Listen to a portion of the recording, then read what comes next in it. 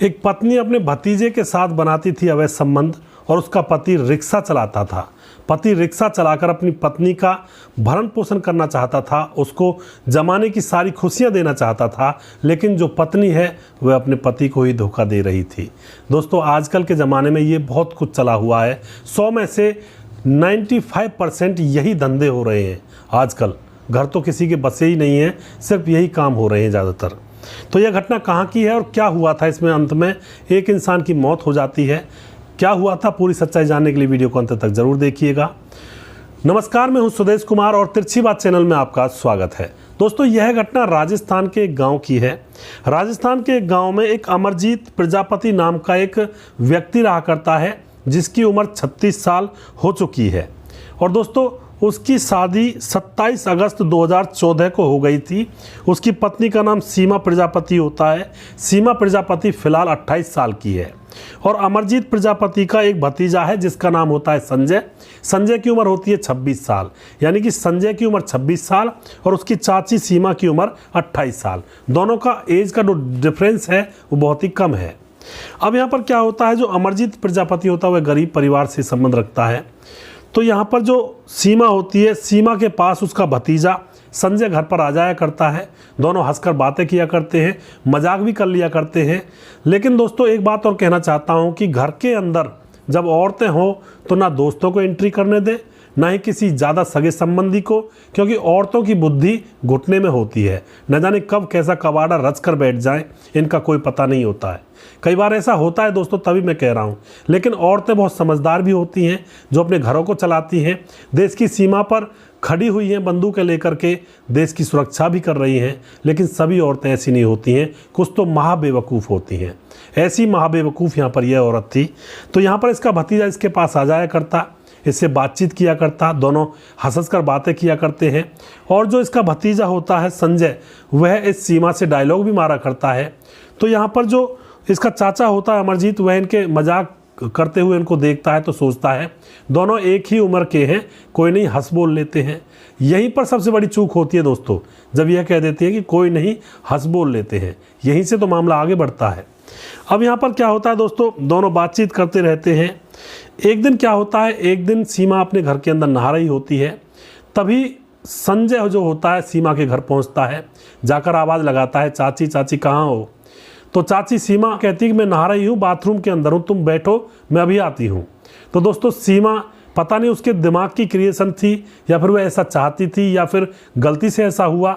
सीमा तौलिया लपेटकर अंदर से बाहर निकलती है और जैसे ही वह अपने भतीजे संजय को देखती है तो पता नहीं कैसे उसकी तौलिया नीचे गिर जाती है और जो संजय होता है वह अपनी चाची को नग्न हालत में वहीं पर देख लेता है। अब जैसे इनकी नज़रें मिल जाती हैं तो इनके तन बदन में एक अलग ही धारा प्रवाह होने लगता है और संजय यहाँ पर एक बार बाहर चला जाता है। उसके बाद सीमा कपड़े वगैरह पहनती है और उसके बाद सीमा संजय को वापस बुलाती है और उससे कहती है, बताओ क्या काम था? तो संजय कहता है, काम तो कुछ नहीं था, मैं तो बस ऐसे ही आया था। तो सीमा उसको बिठा करके चाय पिलाती है, उससे मीठी मीठी बातें करती है। यानी कि यहाँ पर पहले से ही शायद ये सोची समझी साजिश थी कि तौलिया को नीचे डालना है, यानी कि तौलिया को गिराना है। अब यहाँ पर क्या होता है दोस्तों, अब कुछ दिन और गुजरते हैं, दोनों के बीच में अब कुछ अलग ही तरह का संबंध बन जाता है। जब नग्न हालत में चाची को देख लेता है तो इन दोनों के बीच में प्यार की बातें होने लगती हैं और इन दोनों को एक दूसरे से प्यार हो जाता है।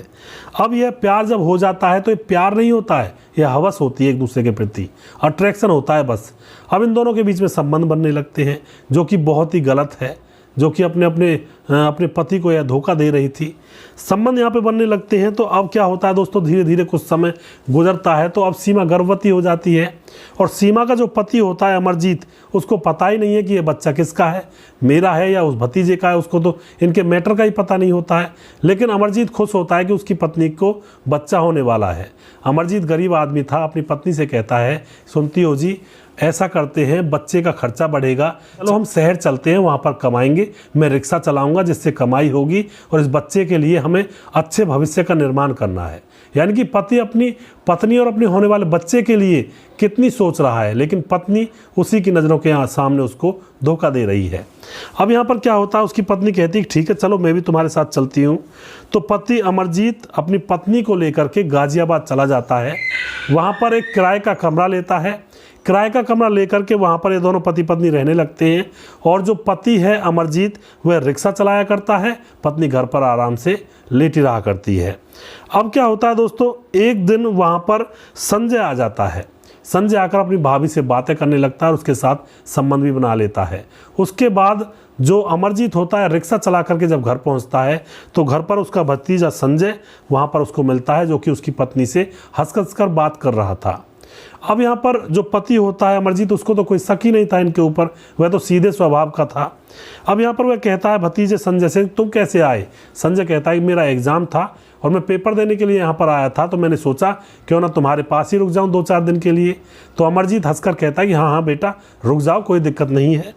अब यहाँ पर क्या होता है दोस्तों, संजय वहीं पर रुक जाता है और जो सीमा होती है उसकी चाची, उसके मन ही मन लड्डू फूट रहे थे, क्योंकि दिन में उसका पति तो जाएगा रिक्शा चलाने और साथ में रहेगा संजय। अब यहाँ पर दोस्तों क्या होता है, इसी तरह से होता है और जो अमरजीत होता है वह रिक्शा चलाने जाता है और पीछे से ये दोनों चाची बेटे वह कृत्य करते हैं जो इनको नहीं करना चाहिए था, जो एक इंसानियत को शर्मसार करता है, रिश्तों को तार तार करता है। अब दोस्तों इसी तरह से यह संबंध बना रहे होते हैं। और अब जैसे वहाँ पर संजय रुका हुआ था तो रात को जो पति अमरजीत होता है तो हारा थका आता है, उसको नींद आ जाती है, वह सो जाता है। तो रात को जो चाची सीमा होती है अपने पति के बिस्तर से उठ करके अपने भतीजे संजय के पास चली जाती है और संबंध बनाया करती है। इसी तरह से संबंध बना रही होती है। एक दिन अमरजीत जग जाता है और जाकर देखता है कि उसकी पत्नी कहाँ गई है, तो दूसरे कमरे में उसकी पत्नी उसके भतीजे के साथ नग्न हालत में बेड के ऊपर संबंध बना रही थी। यह देखकर अमरजीत के पांव के नीचे से ज़मीन निकल जाती है, लेकिन अभी भी वह समझदारी से काम लेता है, उनसे कुछ नहीं कहता है, सोचता है कि शायद सुधर जाएंगे अपने आप। फिर दूसरा दिन होता है तो दूसरे दिन भी वह देख लेता है उसकी पत्नी और उसका भतीजा दोनों नग्न हालत में होकर संबंध बना रहे हैं। अब यहाँ पर वह कहता है कि अब तो कुछ ना कुछ करना पड़ेगा, ये तो मान ही नहीं रहे हैं। तो अपनी पत्नी के पास बैठता है और उसको समझाता है कि तू ऐसा वैसा मत कर, तू ये कर क्या रही है। अब पत्नी को जैसे पता लगता है कि इसको तो मालूम पड़ गया, तो वह उसके सामने हाथ जोड़ने लगती है और कहती है कि मुझसे गलती हो गई, जबकि उस दिन से उसे नहीं सोचा था कि मुझसे गलती हो गई। जब चोरी पकड़ी गई तो मुझसे गलती हो गई। उसके सामने हाथ जोड़ती है और माफ़ी मांगती है कि आज के बाद ऐसा नहीं होगा। तो यहाँ पर पति फिर भी मान जाता है कि ठीक है, आज के बाद ऐसा मत करना, चलो जो हुआ सो हुआ। लेकिन दोस्तों ये कहाँ छानी टिकने वाले थे, इनके तो दिमाग में एक तरह से कहते हैं गंदगी और मल भरा हुआ था, जो एक दूसरे के प्रति ऐसा रिश्ता रख रहे थे। और ये फिर भी दोनों एक दूसरे के साथ संबंध बना रहे थे, लेकिन अब की बार जब पति बाहर जाता तब बनाते थे। अब यहाँ पर बच्चा होने वाला था। जो पत्नी सीमा होती है, तो जो पति होता है वह कहता है कि चलो हॉस्पिटल में एडमिट होते हैं।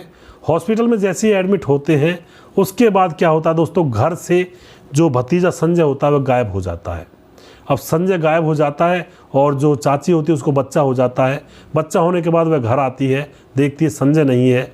वह अपने पति अमर सिंह से कहती है, अमरजीत से, कि संजय कहाँ है। अमरजीत कहता है कि पता नहीं वो कहाँ गया।